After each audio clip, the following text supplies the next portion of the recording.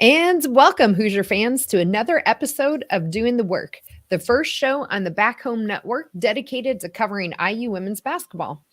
I'm your host, Kathy Amos, and I'm joined here tonight, as always, with my co host, Jeff Marlow.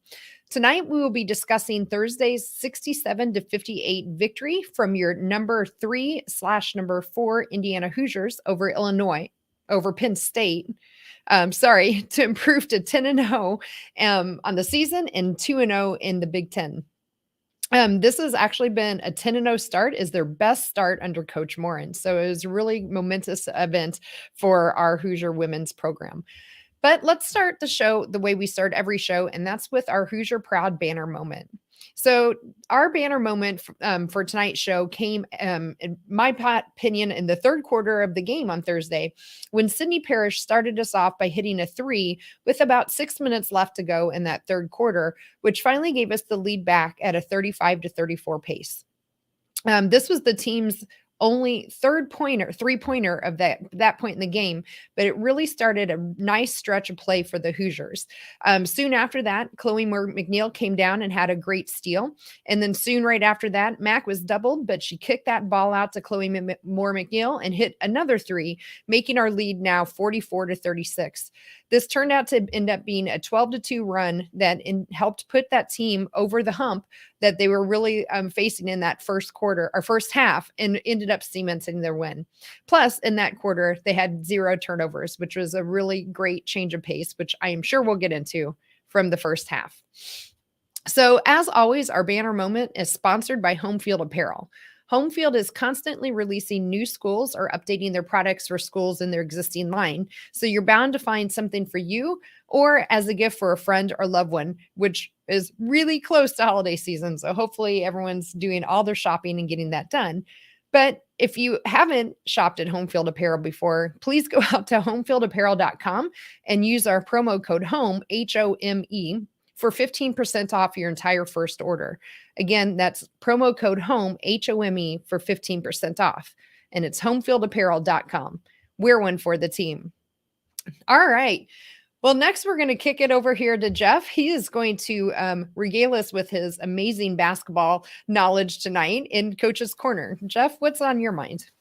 Well, I think first of all, talking about the game on Thursday night, just the fact that it wasn't an A game. I mean, it wasn't even maybe a B+ game, and they found a way to get through that and win, which I think is really is key for this group as they move forward. Because obviously, without Grace Berger and without some of the other players who are out right now battling injuries, we played with only 8 the other night. Alyssa Geary didn't play again. We know that Keandra Brown's still out, and so just really battling a little bit of a short bench right now. So to be able to go over there into State College, into Happy Valley, and get a win against an improved Penn State team, I thought spoke volumes. The other thing I want to point out here too is you're talking about matching the start for 10-0 under Terry Moore, and the best I've been able to find so far, and I didn't go back any farther than this. I kind of go back as far as I need to. Is they started 14-0 in Kurt Miller's second season, which I believe was the 14-15 season or the 13-14 season. I can't remember which one it was, but that team started 14-0 under Kurt Miller. So right now the team is off to its second best start ever, or tied for its best start under Terry Moore, and for the second best start now since that Kurt Miller team. So a lot of fun, and I think having time off. I think the 10 days they're going to have off. I know they have finals, but I think the 10 days they're going to have off here away from actual play may help with some of that in terms of getting some of maybe the rotation straightened out a little bit as they're dealing with some of the players being injured. Yeah, I think it's really coming at a great time for them to have this 10-day stretch where all they need to do is focus on getting healthy, some practices, and their finals. So not in that order, of course, school first. So I absolutely agree.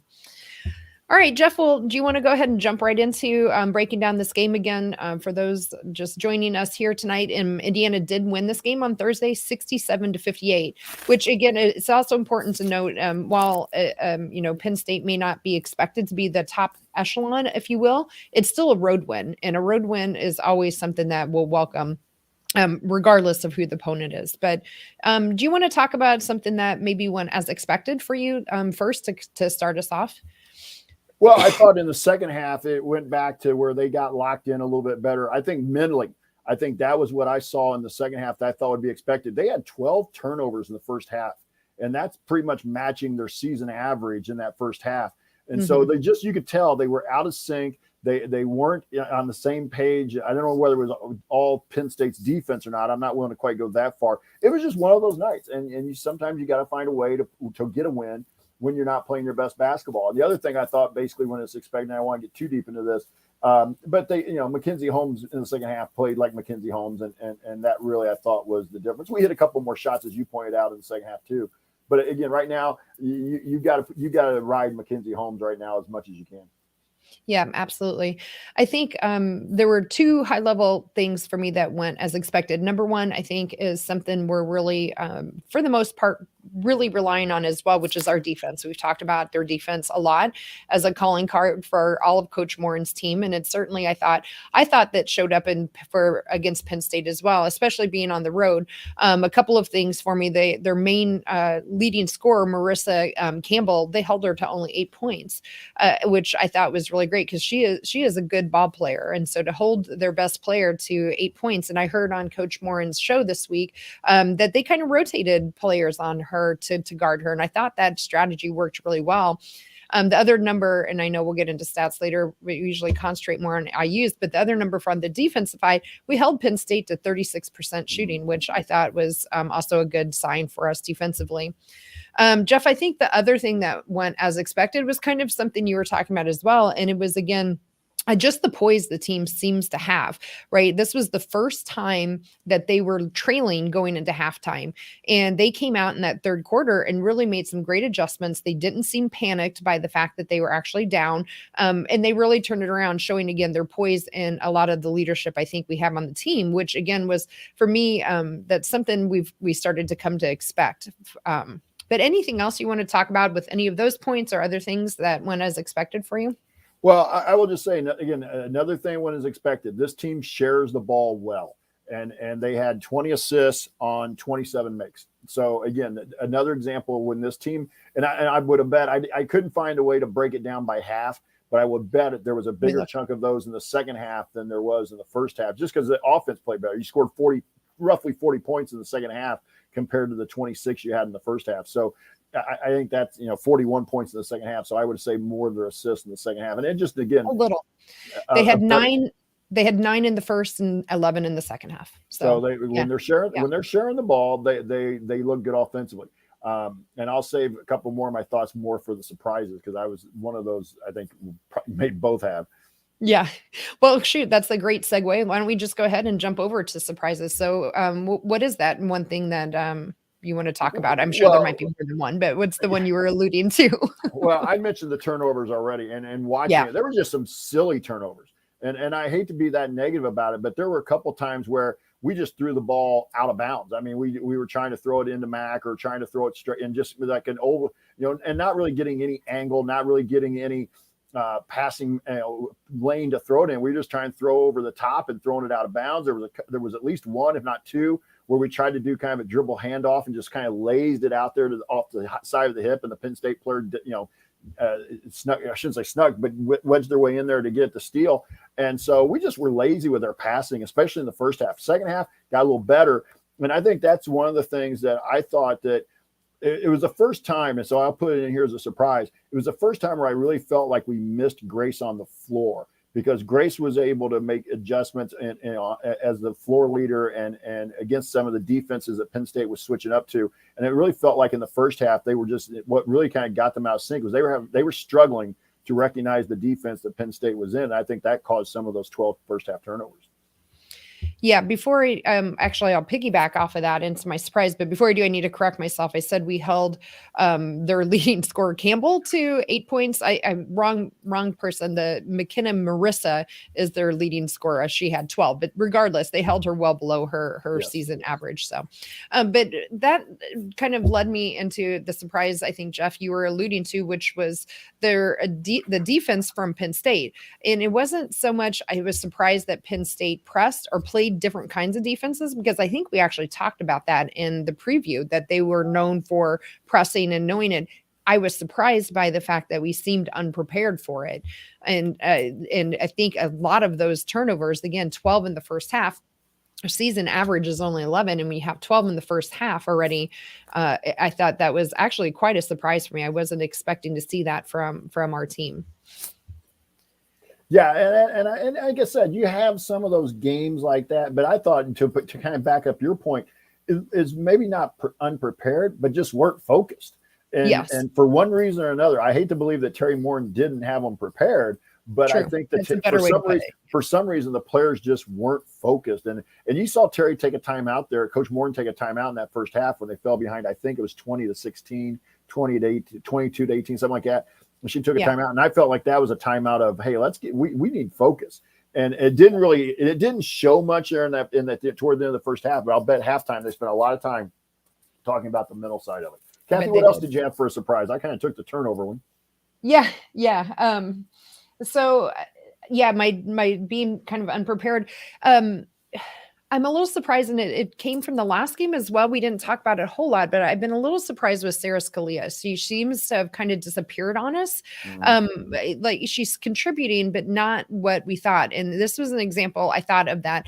We were expecting for her, and we've seen it in several games with her 3-point shooting. She went 1 of 7 on the game tonight. And I think the previous game she was somewhat low as well. So that's kind of surprising. I thought maybe we'd start seeing that again from her. So I'm hoping, again, this was just kind of a blip for her these last couple of games, but this one in particular was kind of surprising. It was not, I thought, a great game from Sarah for us. And that was actually kind of surprising to me. Well, and I agree with you. Against Illinois, she did not play her best. I think part of the thing is we're so expecting Sarah Scalia to make shots that we're also looking at that. But I do agree with you. I thought she really struggled, especially in the first half of the game against Penn State, and for most of the game against Illinois, I would have said that. So I think you're spot on there. But then if you look at the stat sheet, Kathy, and I know plus minus can be a little bit of a flawed stat, but I like it. She was second on the team in plus minus. She was a plus 12, and Sydney was plus 14 to lead us in plus minus. So again, it's a little bit of a flawed stat, but she was obviously out there when the team was making plays that got them the lead. So that doesn't mean she was making the plays, though. That's the other thing. That's part of the thing that can be really flawed in a plus minus. But I think every player has slumps. Every shooter has slumps. But right now it gets kind of magnified when you're down. Some of the players were down. And I hate to keep coming back to that. But right now, this is where we thought we were going to be kind of deep. Right now is not very deep. And so anybody who's not playing well, that's out there being, out there for 38 minutes is going to kind of show up pretty easily, at least on the eye test. Right. And I also wonder if that stat for Sarah might have been a little inflated because she ended up playing 39 minutes. So, when you're playing all but 1 minute of the game, you have quite a bit of time and opportunity to be on the floor. But to your point, not necessarily making the plays. And she did have 4 assists, but I just didn't feel like it was a really great game from Sarah. And again, kind of that was one of my surprises. Yeah. Any other surprises for you that you want to talk about? I don't know if I should call it a surprise or not, but we won the rebounding battle. And that was an area that's been a little bit of a concern over the last couple of games because, again, we've talked about a few of the kids who are out, who are definitely better, who are good rebounders, and you're just taking them out of the mix. And Austin talked about this when he was on with me a couple of weeks ago. It's not so much just that player. It's the fact that they pick up, between them, you talk about a couple of the kids we're talking about in Geary and Berger especially, they're going to contribute 8-9 rebounds a game. So for this team to win the rebounding battle, be +6, that to me was a little bit of a surprise. The downside of the surprise here was they gave up 12 offensive rebounds. Yes, I had that down too. So that's that wasn't a surprise. I mean, but this they've got to get focused on the glass a little more. But the surprise that they won the battle on the glass, I thought was a good thing. Right. Yeah. I had that written down too as something that was surprising. Again, we ended up with only 6 offensive rebounds and allowing 12 on the game. So that's not necessarily a number, but at least in total, yes, 37-31, we won that rebounding battle. Yep. And the other part about that, kind of, again, not trying to get too deep in the numbers, but they ended up with 13 more shots than we did. So part of that's off of those offensive rebounds. It's also partially off of the fact that we had 6 more turnovers than them. So, there were there's 2 components right there that lead to extra shots for an opponent. Yeah. Well, should we use this as a great segue to jump inside the numbers? Sure. Your show tonight, Kathy. It's our show, Jeff. So Yes, you can it's our always show. overrule. I know. No, I'm not overruling. Well, good. Well, yeah. Why don't you go ahead and start us off? What is a stat that you really? I mean, we've already been kind of touching on it, right? So I don't think we probably need to dwell on the turnovers anymore. But maybe start there. Is there anything else on turnovers we haven't talked about that you want to mention?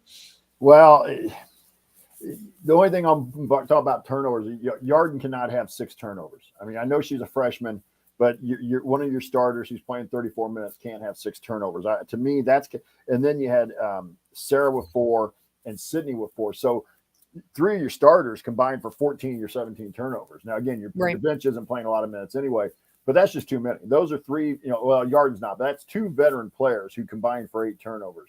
And that's one of those. But I was going to kind of point out they didn't shoot a high volume, and part of that I think was because they weren't hitting early. But they ended up 5 of 15 from 3, so 33%. And they actually made 1 more 3 than Penn State did, so they were actually +3 on threes. Yeah, again, I think that goes to our defense again. Penn State only shot 18% from 3-point lands, right? So I thought that was actually a nice stat for us as well on the good side. So the other, I already mentioned that. So yeah, sorry, I lost my train of thought. Why don't you go first while I try to get my brain back on track? What else do you have in the stats from a team perspective we haven't touched on? Well, again, for all the things that we thought they didn't play very well, they only got outscored on points off turnovers by 3. Penn State had 19 points off of 17 turnovers by IU, and IU had 16 points off 11 turnovers by Penn State. So if you're really doing the breakdown, we actually scored more points per turnover than Penn State did. Not saying that we should be turning it over 17 times, but so when you look at it, even though we had 6 more turnovers, we basically were awash on points off turnovers. Yeah, I agree with that. Absolutely. Points in the paint. That one actually surprised me a little bit. Now, I know we outscored them in the paint 38-34. Honestly, I just thought that would be a place of strength, that we would had a wider margin actually than we ended up having. But what are your kind of thoughts on that points in the paint? You too? Yeah. Yeah, same. I thought it would be a little bigger spread, but right now we're basically playing one true post player most times. Right. The rest are 4 wings around Mac, and Lily Meister got 5 minutes the other night, but Lily's in there right now. She's not really in there to give us double-digit points. She's in there to just buy us some minutes so Mac can get some rest. But and she scored 2 points, so but she's not going to help make a huge difference. Whereas. And part of that number also gets skewed, Kathy. You talk about Sarah Scalia not making shots. She's missing some shots in the paint. And besides 3, she's missing some shots in the paint. So those would count as points in the paint. It doesn't have to come from a post player. Absolutely. So that's part of that as well. But I also thought that was a little bit of the defense in the first half, where I thought they weren't as locked in defensively. I thought they gave up some easier buckets in the first half. Yeah. To your point, Sarah Scalia in total, I talked about their 3-point shooting. She was 3 of 12 total from field goals. So, that means she only was 2 of 5 inside the arc. So, I thought maybe we could transition a little bit and talk a little bit about our bench. So we had 3 players on the bench. Again, they were all 3 are freshmen. So Lexus Bargesser, Henna Sandvik, and then Lily Meister. And Henna, I thought it was, again, she was nice off of the bench. She ended up playing 12 minutes and had 4 points on 2 of 3 shooting. And I thought she was fine, right? Like we got some good minutes out of her. And so I thought that she contributed in the way we kind of need her. But what was maybe your thought on the bench play? Oh, again, 3 players getting us basically 20 minutes of action. And that's fine. You split that out, that becomes about 6.5 minutes or so, almost 7 minutes of a piece. But I'm with you. I like the way Henna's playing. In fact, if she's 2 for 3, I'd like to see her get a couple more shots. Right. If you're 2 for 3, let's get you to 3 for 5, 4 for 6, 4 for 7, something like that. But I know she's also trying to fit into the flow of the offense. She's a freshman coming in from overseas, who I'm sure is just like, you know what, I just want to fit in. I want to make sure I'm just playing my role. And so I'm sure she's trying to tread water a little bit.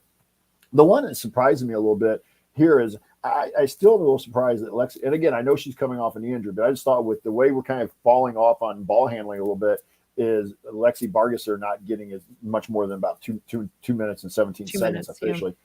So, but I like Meister. I really think I think all three of those players have huge upside. I really do. And now it's just a matter of trying to get some kids back healthy as quick as we can. And then then the dynamic can get back to what we saw in those first 4, 5, 6 games before the injury bug really hit us.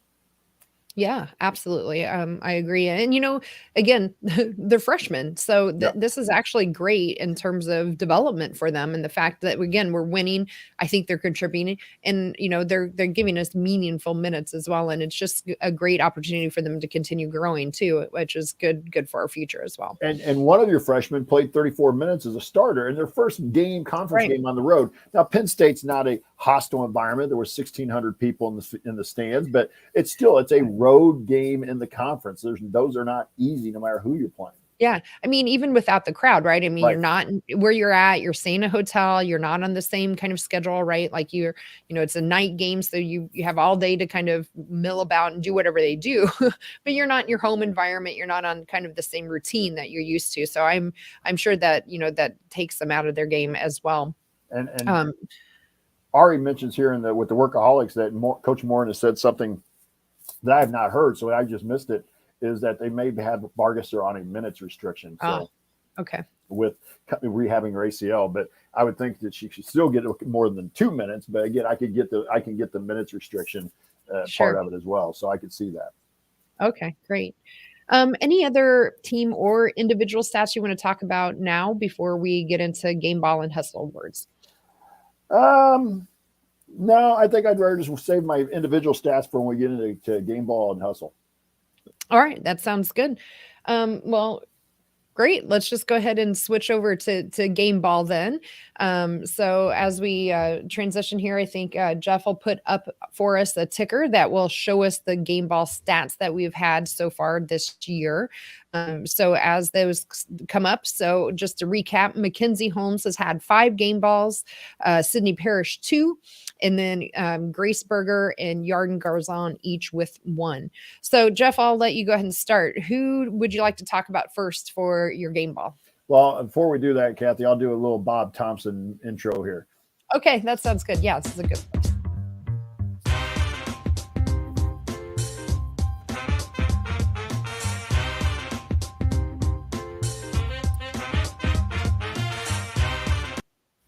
All right. So you want me to go first on game ball? Yeah, go for it. Okay. I think this one's pretty easy. I think I'm going to go with Mac. Mackenzie, 18 points, 10 rebounds, an assist and a steal and a block. And I really felt, 8 of 12 from the field. So I really felt like Mac, not only earned it, but I think if Mac doesn't have her game here, this game might have gone the other way. So I'm going to go with Mackenzie Holmes on my game ball here. Yeah, I had Mackenzie Holmes written down as well. We had another double from her. The thing we haven't talked about her, I think, is her turnovers. But something that seemed to have been, a lot of happy feet for her the last couple of games. She ended up with only 2 this game, and so when the whole team has had 17 and she is cut down, I think she had something like 6 in that Illinois game and somewhere around that, and the game before that. I really loved seeing that 2 down there. She also ended up with a block and a steal. So I liked it. 35 minutes. And I thought she was just, again, on point with her game and exactly what we needed from her. And on top of it, is cut down on the turnovers that we saw starting to creep up from her. So yeah, I will second that for sure with Mackenzie for my game ball. That's cool. Mackenzie gets her 6th game ball of the year. 6th game ball. Yes. It's going to be almost renamed the Mackenzie Holmes Award. Yes, absolutely. All right. Well, let's jump over then to the Hoosier Hustle Award, and I'll recap again. So Sydney Parrish right now is leading the way with 3 Hustle Awards. Chloe Moore McNeil right behind her with 2.5. Then each with 1, Grace Berger, Caitlin Peterson, and Alyssa Geary all have 1. And then Lily Meister has a half a game ball because we've had a couple games where we've split it. So with that, Jeff, I'll let you go ahead and go first as well on this one. And I'll jump in with next. There were 2 people I had considered for this one as well, right, Kathy, and I'm going to lean mainly because of one stat here. I'm going to go with Chloe Moore McNeil for my Hustle Award. 39 minutes. All right. She was 3 of 4 from the field, 11 points, 3 rebounds, 7 assists, a steal, but she only had 1 turnover. And that was why, to me, that's where I'm going to give my Hustle Award here is to Chloe, mainly because she did a little bit of everything and did it pretty well on Thursday night against Penn State. And right now there just isn't that person coming off the bench anyway to kind of, be a true, Mr. Hustle, Miss Hustle Award type winner right now. So Chloe was my person. Yeah. And Jeff, I'll make it unanimous. That's who actually I wrote down as well. The main thing for me was her assist to turnover ratio, which you touched on. 7 assists to 1 turnover. Again, Chloe Moore McNeil was not meant to come in and play point guard for us. And she has been doing a lot of that duty for us. And I think it just needs to go, again, mentioned here that is just a phenomenal stat. 7 assists to 1 turnover from somebody not meant to be playing your point guard, I think is just fantastic. And then, as you said, she contributed 11 points. She was also 4 for 4 from the line. So, I mean, she just is doing all those little things on almost every stat line that adds up to a lot of things. So I again, am just been really impressed with how Chloe has stepped up, especially since Grace has gone out.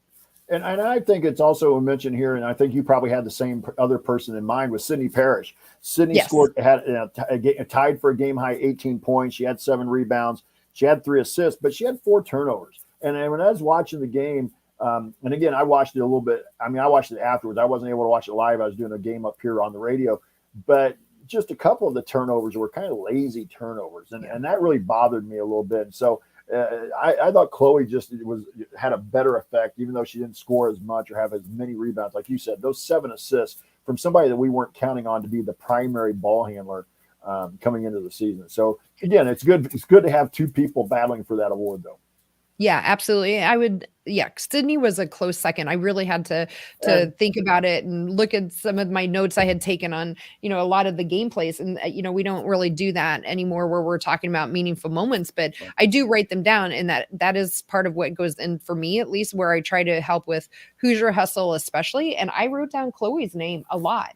The first quarter, she had a great drive where she ended up getting fouled and going to the line. And obviously she made both of them. And there were just a lot of plays I had written down with Chloe's name in it. Sydney was tied with Mackenzie in scoring with 18.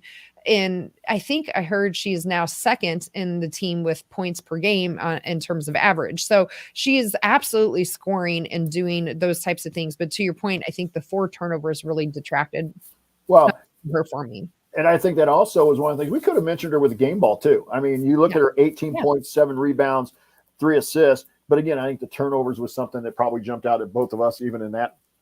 So Sydney played well. It just, unfortunately, not a night where we felt like she got an award. Yeah, absolutely. So that will do that for our Hustle Award. So that takes Chloe up to 3.5. So she now leads that category for us. But before we move on to our next segment, Jeff, is there anything else? One thing, actually, I did want to talk a little bit was about Yarden Garzon. Now, we touched on her and you mentioned her high turnovers is 6 turnovers. She did contribute 7 points and 8 rebounds. But the other thing that, I think she's really struggling with is fouling. I think this is not the first game she's fouled out of, right? I think she fouled out of at least one other game earlier. I think so. I think that's one thing she might be having some trouble adjusting to, maybe, is, maybe the refereeing and how the game is called here compared to how she was playing, internationally. But what are your kind of thoughts there on Yarden and anything about her play you'd like to talk about? Freshman who's making an adjustment. Big thing I'd like to see is more shots. I mean, maybe battle foul trouble a little bit, but she only had 5 shots. And on this, with this group, I know and Chloe only had 4, so again, we're a group that's playing as many minutes as they are, and I get it. You're going to get max shots. Your 2 guards, your 2 shooters are going to get shots, but I'd like to see Yarden, especially considering she'd been shooting the 3 fairly well.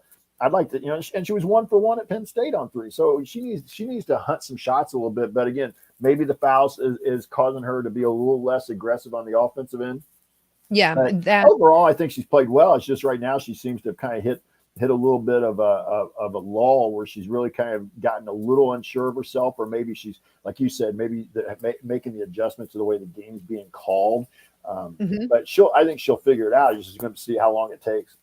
Right. Yeah. And the other thing I think that's maybe happening is she's getting her fouls and then she's got to come out of the game and sit for a while. And I think it's taken her out of the flow of the game, I think she could be maybe a little more aggressive too, in terms of the offensive end. If she can learn to do without fouling, I don't think she's really getting called with charges. So I don't think it's there. Chloe, yes, only had 4 shots, field goals compared to Yarden's 5. The thing with Chloe is she also had 4 free throws. So to me, I think she's just also being a little more aggressive, driving to the basket. So I think we've covered everybody for the most part who's played. But is there any other stat, team, individual, or anything else you want to talk about before we move to lingering questions? Nope, I don't have anything else. Me neither. All right. Well, let's go ahead and jump over to lingering questions, Jeff. And do you want to start with one that's on your brain? I guess the only lingering question, or not only, I guess the one lingering question coming out of this is, when will we find when will Sarah Scalia especially find her shooting stroke again? And again, I realize I've been there. When I played, I've been there as a coach when my best shooter has been going through a slump. But the only way out of it is to keep shooting, which has not been Sarah's problem. She's not stopping shooting. She had 12 shots and 1 of 7 on threes the other night, like you said. But for this team really to get to its ceiling, she has to be able to hit more than 1 3 per game. She probably needs 2, 3, and then you get 2 or 3 from Sydney, and then maybe Chloe chips in 1, maybe Yarden chips in 1 or 2. So that way, then you've kind of got that balance back to your 3-point shooting.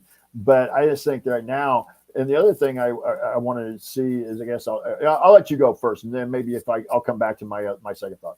Okay. Yeah. My biggest lingering question is just our health right now.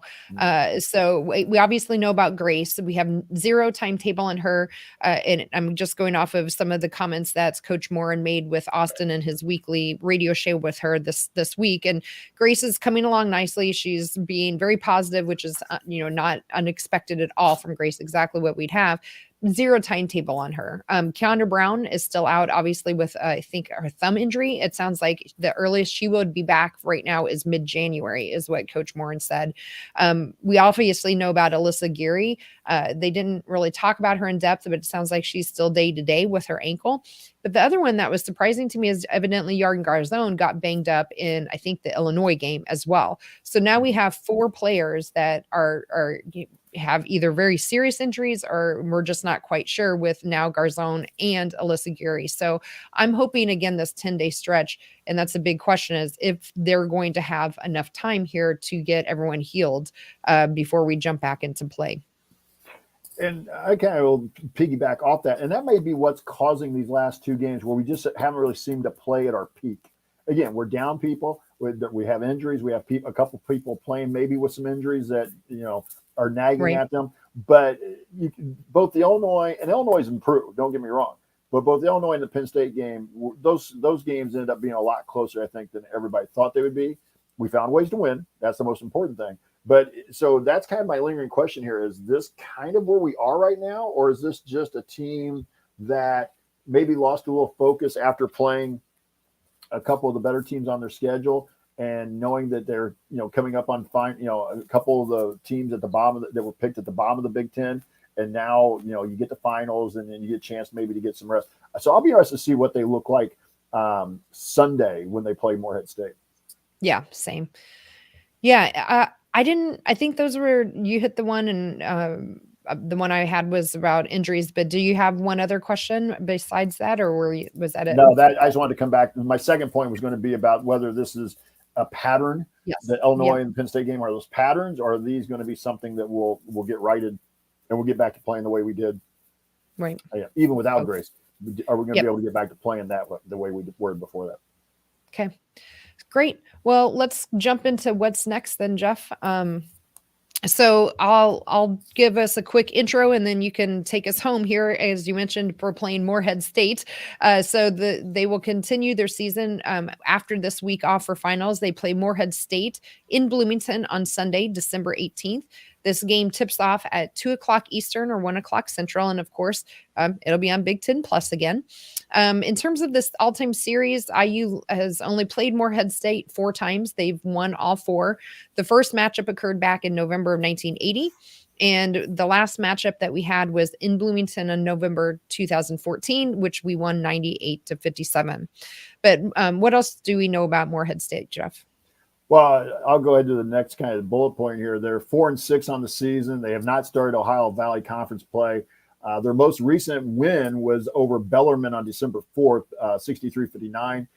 They also just got done playing USC Upstate, that's University of South Carolina Upstate, before traveling to Bloomington. They lost that game to USC Upstate. And so that's where they are at 4-6 on the season. And they were picked to be at the bottom of the Ohio Valley Conference, 10-team league, which has had some turnover. It's a league that's really been dominated by Belmont over the last 6 or 7 years, and Belmont has left to go to the Missouri Valley.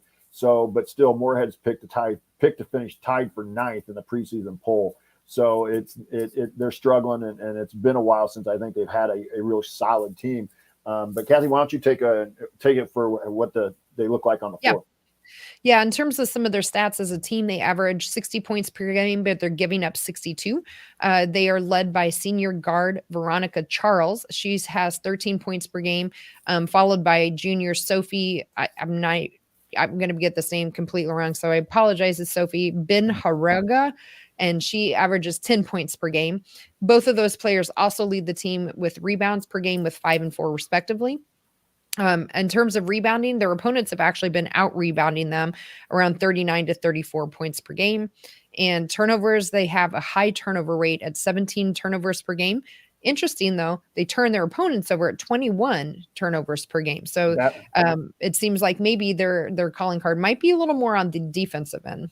It would also tell me they probably play up tempo, and they probably get, we may see some full court pressure, but that turnover rate tells me one of two things: that they are not very good at handling the ball in the half court, or they're really trying to push the tempo and they're willing to accept a higher number of turnovers.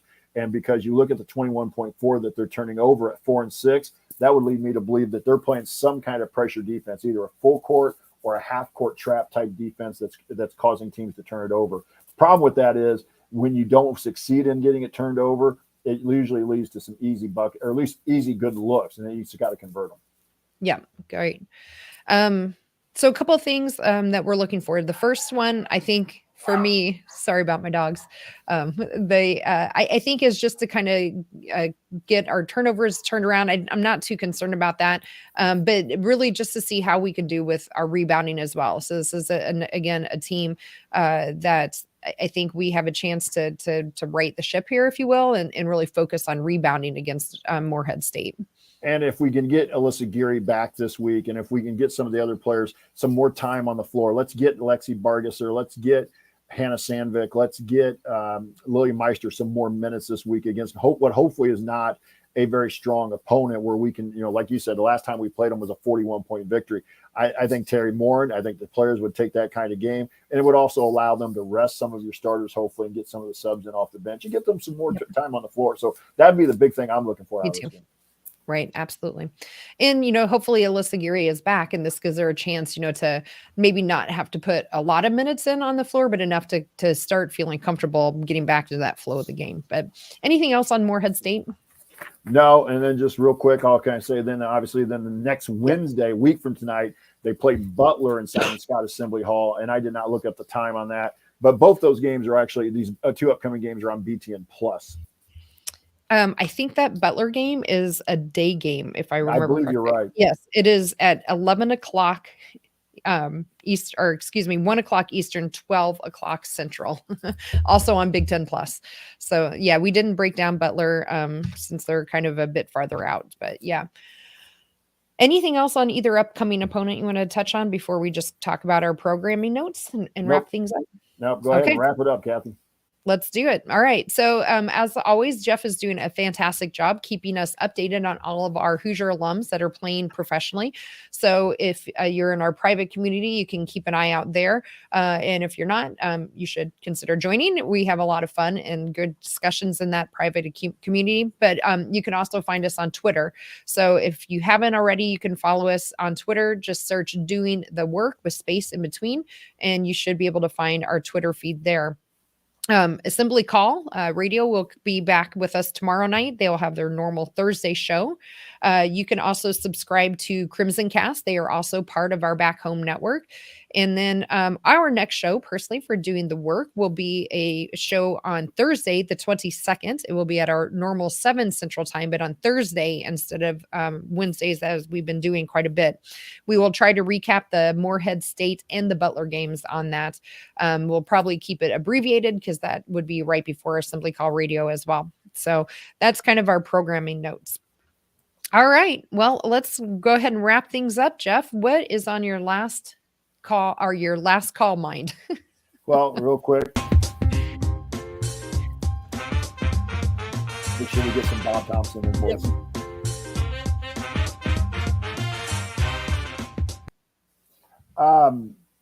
Yeah, I'm trying to see here. Last call for me. Just I want to see us play Sunday. I mean, I really think the rest will help. I think Coach Moore probably won't say that publicly, but I think she knows it.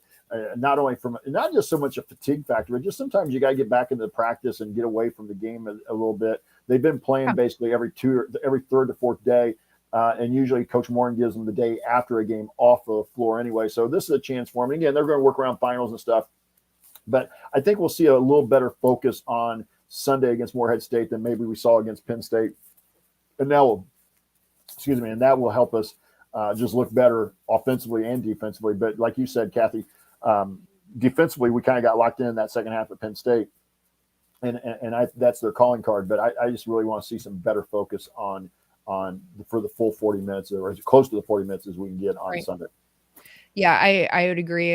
Both that Morehead State and Butler game on paper look like it's games that they should be able to do that, get some playing time, get some rest for our starters, which is going to be badly needed and physically. And as you mentioned, even mentally with this week off, because, right around the corner, December 29th, we're right back into the heart of Big Ten play in earnest this time. And we start with Michigan State on the road. So you can't overlook Michigan State this year for sure. And again, Big Ten road game is something you cannot take lightly. So I think this is a couple of games so we can, clean some things up, get some folks healthy, and really get going on December 29th with Big Ten play as well. All right, Jeff. I think that is going to wrap things up for us tonight. And for everyone out there in our Workaholics chat, thank you for joining us. And if you want to also see us do the show live and be part of that live chat, make sure you subscribe to our YouTube channel. You can do that at youtube.com/assemblycall. You can be part of our private community as well, which I mentioned earlier. You can join today at join.assemblycall.com. And a huge special thank you to John Ringer of Riggs Design for our logo for Doing the Work. We have it up in the corner and it's all over Twitter and we love it.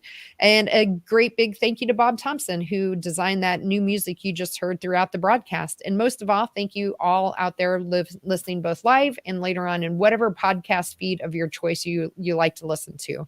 So thank you all. We'll be back again next week on Thursday to talk some more IU hoops. But until then, keep your elbow in and your eyes on the rim, and let's go Hoosiers. Good night, everybody.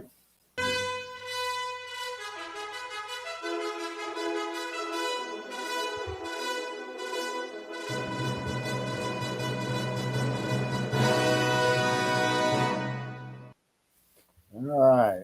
Hey, that was a good show. We're out. Yeah, we did good. Let me end this real quick. All right, good night.